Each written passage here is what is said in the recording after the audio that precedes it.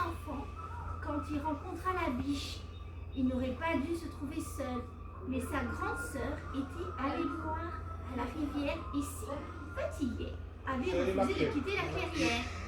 Il demeurait là, immobile, quand la biche sortit du bois. Elle pencha sur lui son cou gracile et ses yeux se posèrent sur Si. Le petit garçon pensa que ses yeux immenses aux très longs cils étaient ceux d'une femme, la plus belle des femmes, qui par quelque magie se serait retrouvée métamorphosée. Lorsque sa sœur revint de la rivière, le cœur de Si était à jamais changé, mais lui-même ne le savait pas encore. Les saisons passèrent, Si grandit. Au sein du clan, les garçons apprenaient tôt à se servir d'épieux, d'arcs et de flèches pour s'entraîner à devenir chasseurs. Si se montra d'une grande habileté lorsqu'il s'agissait de tirer sur une cible. Presque jamais il ne manquait le tronc ou même la feuille qui visait. Les adultes se félicitèrent car il serait là, à ne pas en douter, un très grand chasseur et c'est une chose utile pour le clan. Regardez. Si il chasse. Aussi banda son arc pour tirer sur un lièvre qui s'était dressé dans la pénombre d'une aube de printemps. Mais Si, pourtant certain de ne pouvoir manquer l'animal, abaissa son arme. Je n'ai pas pu tirer, dit-il à son cousin qui l'accompagnait. Tu avais le soleil dans les yeux. Tu as tremblé. Le soleil n'est pas encore levé. Et non, je n'ai pas tremblé. Je ne veux pas tuer. L'autre le regarda avec stupeur. Comment ça? Mais nous devons tuer pour manger. Si parla des yeux de la biche à son cousin, mais celui-ci lui répondit avec quelque dégoût. Les hommes chassent, c'est ainsi. Un homme qui ne chasse pas est une bouche inutile. Ce n'est même pas un homme. Regardez. Le cousin ici, vous avez vu son arc. La nouvelle se répandit dans le clan que Si refusait de tuer. Cela paraissait impossible.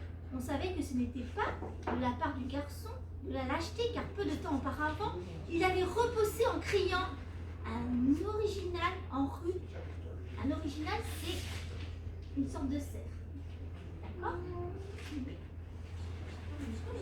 En rue qui s'attaquait à sa sœur, et chacun sait que rien n'est plus redoutable que ces animaux lorsqu'ils sont saisis de folie. Mais si le garçon n'était pas heureux, alors qu'avait-il dans la tête? Était-il fou? Tu dois tuer, lui ordonna son père. Il faut tuer pour l'honneur de ta famille, murmura sa mère. Si baissa la tête, car les ordres de la nature sont plus puissants que ceux des humains. Si fut banni du clan. Il s'en alla, seul avec son arc, ses flèches, un coutelas de silex. Il faudra bien qu'il se nourrisse, dit son père à ceux du clan. Et pour manger, il devra tuer. Sûrement, il nous reviendra guéri. Au premier soir de son départ, quand Si trouva l'abri d'une caverne, il buta contre une pierre. Et deux gros serpents à sonnette se dressèrent, faisant retentir les crécelles de leur queue. On les tuait toujours parce qu'ils étaient dangereux et que leur peau était belle. Mais Si se contenta de reculer pour chercher un autre toit. Ils ont l'air effrayants, ces serpents. Au deuxième jour de son mannissement, Si cueillit des baies dont il se remplit le ventre. Mais les grizzlies eux-mêmes aiment les myrtilles. Et un grand ours bossu vint hurlant et bavant exiger sa part. Si écarta les bras pour crier « Ne tue pas celui qui tue pas !» Il y a d'autres baies ailleurs. Va-t'en. Lorsque l'ours, qui s'était dressé haut comme une montagne, se laissa retomber, la terre trembla sous son poids.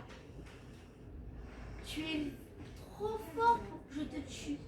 Et même si je le pouvais, je ne le ferais pas, lui dit Si. » Le grizzly s'éloigna, ruminant contre la folie des humains. Les jours passaient, Si maigrissait, car les baies et les racines ne suffisent pas pour se nourrir. Et puis viendrait la saison où le gel endormirait les plantes et il n'y aurait plus rien à manger. Alors s'il se trouva une cuvette de pierre lisse, il s'assit en tailleur et médita. Que faire? Pourquoi les hommes devaient-ils choisir entre tuer et mourir? Il ne voulait pas tuer, mais il ne voulait pas mourir. Il resta là 3 jours et 3 nuits. Il devint si faible que seul un souffle le maintenait en vie. L'esprit de la nature le prit en pitié et le transforma en faucon. Si le faucon ouvrit les ailes pour aller à la rencontre de sa nouvelle vie. Regardez en quoi il est devenu ici. Il est devenu un faucon, un magnifique faucon.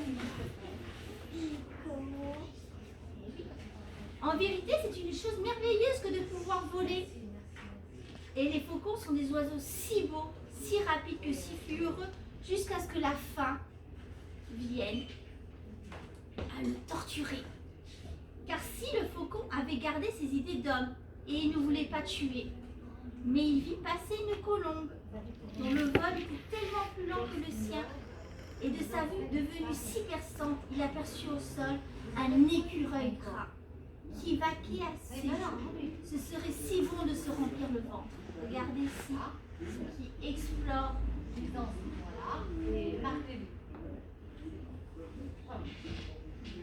Pourtant, si le faucon se percha sur une branche de cèdre et décida de ne plus en bouger, la faim lui donnait des vertiges. Cela mit plus de temps que lorsqu'il était encore humain, car les animaux sont bien plus résistants. Mais il arriva un moment où si le faucon allait mourir d'inanation, il devait appuyer son aile contre le tronc de cèdre, faute de quoi il serait tombé. Son bec s'en trouvait pour mieux laisser passer l'air. Il ne pouvait plus se servir de ses ailes si précieuses. L'esprit de la nature fut à nouveau touché par la grande foi de Si, par son inébranlable résolution. Ainsi, il ne l'obligerait plus à choisir entre tuer et mourir. Il le transforma en séquoia, le plus beau, le plus majestueux des arbres. Alors Si était né petit humain au cœur du clan des hommes. Il était voué à tuer pour survivre, mais il avait refusé ce destin. Puis il avait été faucon, mais là encore, il avait choisi de périr, plutôt que de prendre une vie. Il était désormais séquoia, devenu millénaire, il trône les pieds profondément plantés dans le sol, la cime côtoyant les nuages, ses racines se mélangeant à la terre et à l'humus. Il se nourrit du soleil sur sa ramure et de la pluie. 1000 êtres vivent de lui et en lui, car son tronc est immense et ses branches de colosse offrent tant de cachets. Il est Si, celui qui a choisi de ne pas tuer. Regardez, c'est ça, le